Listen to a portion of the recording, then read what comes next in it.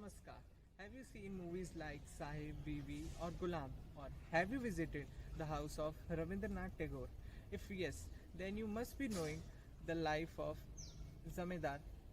If no, then don't worry. I, Shrang Bakaya of class 12th H, will take you to the house of Zamindar and their culture.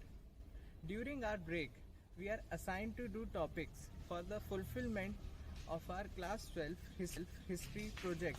I was assigned the work of on the topic Zamindar and Jotedar of Bengal. First thing, I would like you to tell that when we work on a project, we search various sources which may be official documents, novels, movies, letters. These are called source. Without source, our subject, our study does not stand strong because whatever we speak in history, we have to produce evidence for that so that it become very challenging. So search source first. Due to COVID-19 restriction, we are just locked up at our home. Else, I would have gone to National Archives of India and searched for few original documents on Zamindars of Bengal. But in this situation also I have tried my best to conduct survey of sources on Zamindari system, which includes research papers available on internet, movies like Umar Jaun and Sahib Bibi Gulam to connect myself to Zamindari culture. Have started reading stories on Rabindranath Tagore as he was the part of Zamindari family. YouTube documentaries, collection of photographs on different culture in India on internet. Based on the above sources, I have started gaining insights into the entire structure of Zamindari system and how it gave birth to a different culture in India. Zamindar is a Persian word which means the holder of land. During the colonial period, Zamindari system was introduced by Lord Cornwallis in 1793 through permanent settlement.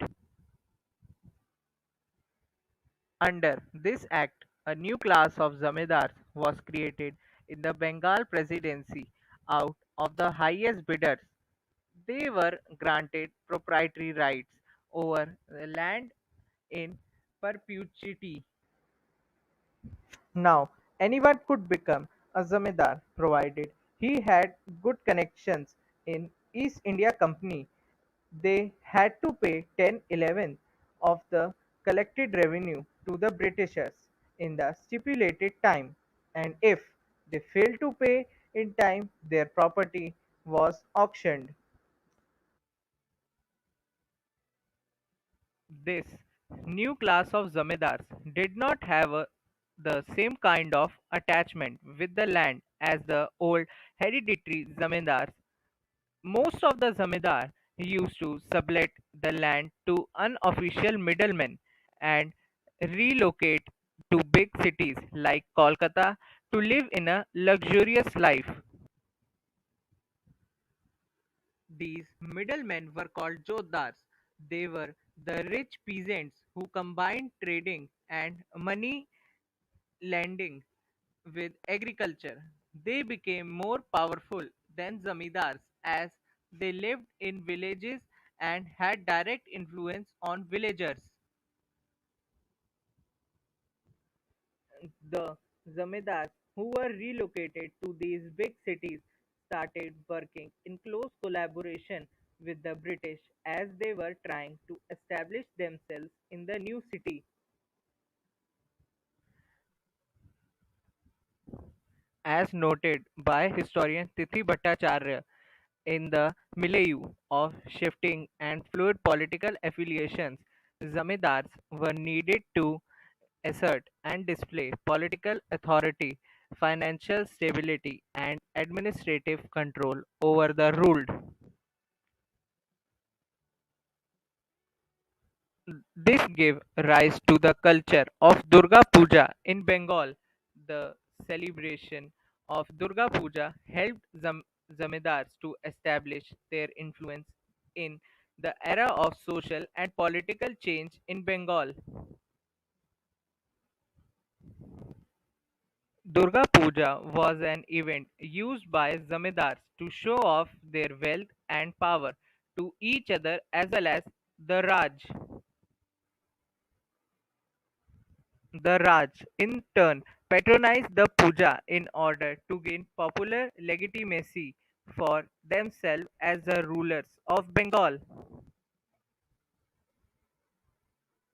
For instance, the Durga Puja in Shobha Bazar, Rajbari, was the first to be started by Maharaja Naba Krishna Dev. He set a pattern for puja which became a fashion and a status symbol among the upcoming merchant class of Kolkata. From Calcutta, The Living City by Sukanta Chaudhary came to know that the most amazing act of worship was performed by the East India Company itself in 1765 after obtaining the Diwani of Bengal, though no doubt it was just a politic act appease its Hindu subjects.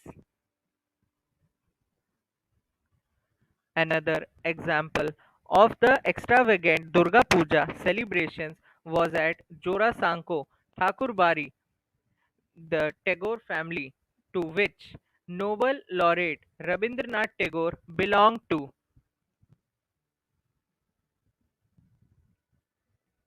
Durga Puja used to held in the Thakur Dalan, a large courtyard occupying the center of building.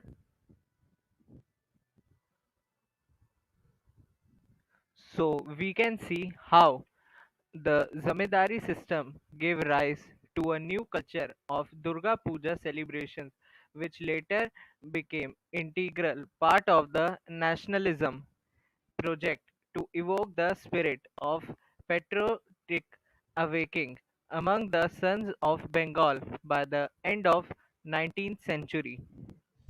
Finally, I would like to say that I have just started my research and things will be unfolded the more I research on the topic.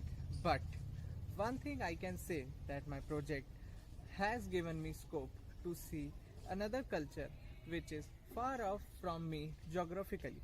Also, I have now started seeing things critically with evidences only. Dhanyavad.